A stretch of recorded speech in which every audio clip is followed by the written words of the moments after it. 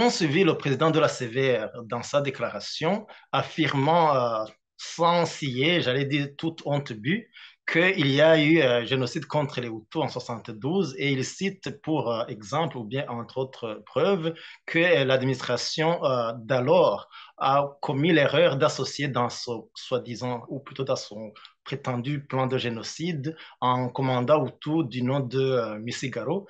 C'est un individu qui était en charge du camp de Nyanzarak.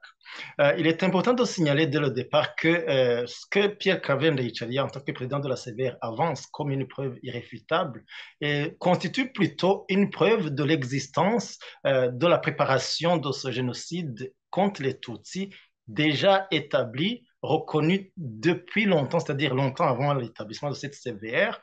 Il y a des ouvrages d'historiens et d'autres acteurs qui, notamment, rappellent, je citerai l'ouvrage de Marc Manirakiza, Burundi, de la révolution au régionalisme de 1966 66 à 76.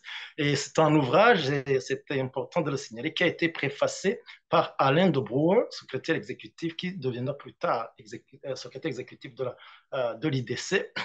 Bref, et il est déjà établi qu'il y avait des tracts, il y avait un appel à l'élimination du groupe social Tutsi, appel lancé par l'organisation UBU, Umugamba Wakozi Burundi, l'ancêtre biologique et idéologique du CNDD-FDD, qui est indûment au pouvoir aujourd'hui.